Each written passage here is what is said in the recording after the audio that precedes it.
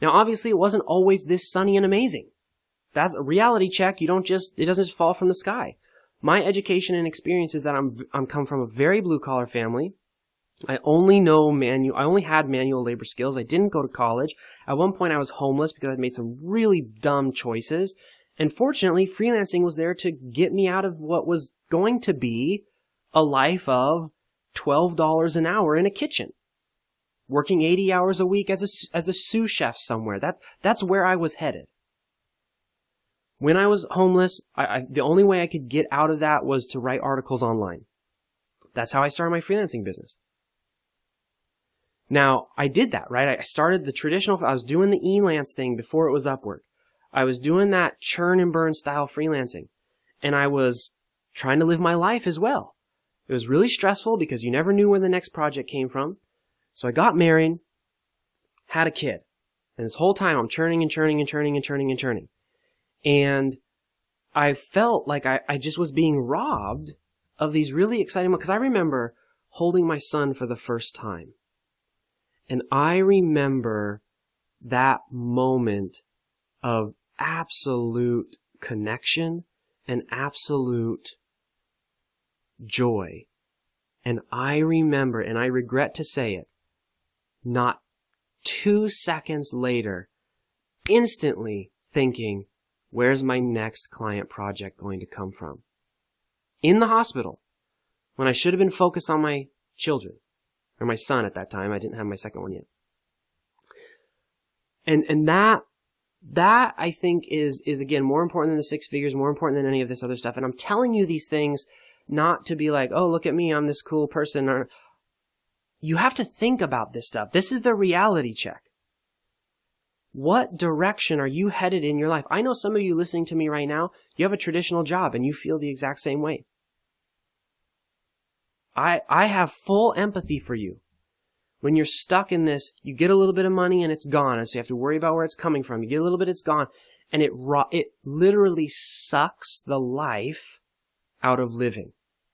I get it. I've been there. I have the regrets too. But I need to give you a warning. Because what happened to me is I ignored that cycle. I thought it's going to be fine. Don't worry about it. You know, I thought something was going to fall from the sky and we'd be saved and somehow it'd all fix itself.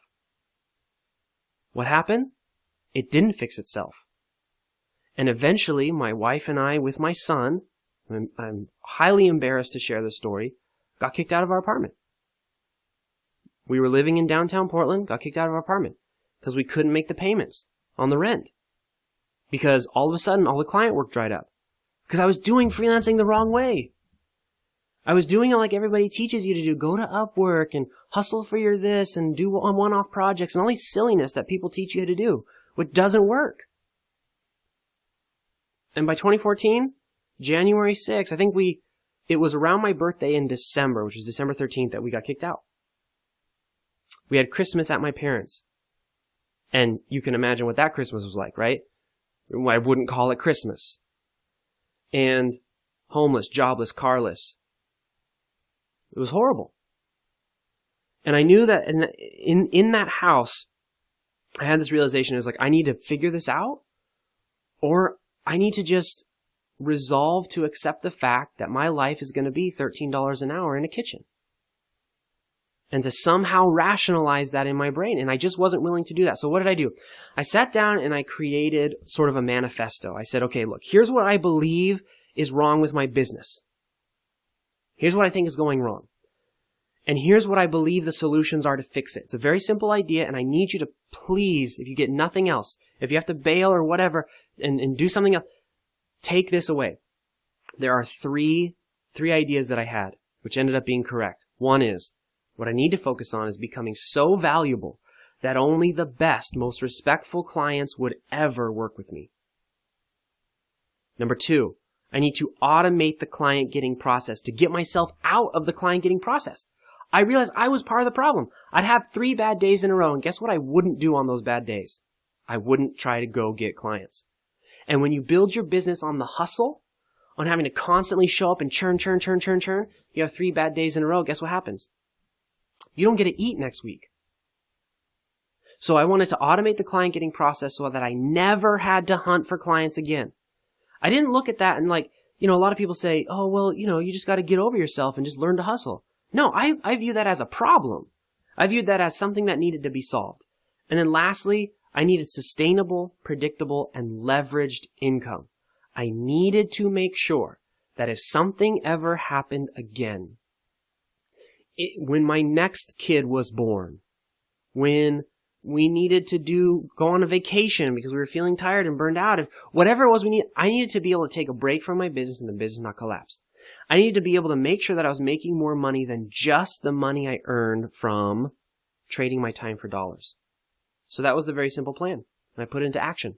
Those are the assumptions I made, and I went for it. 3 months later, this is March now, 2014, I made $2,388 from my copywriting service just that day.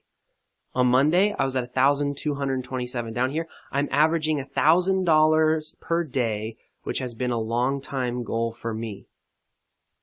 These 3 things, which I'm going to teach you how to do, took me from living with my parents, having lost everything, to $1,000 a day in 3 months. And it continues to work today. $5,000, $16,000, $8,000 invoices. Simple ideas applied over and over again are what create success.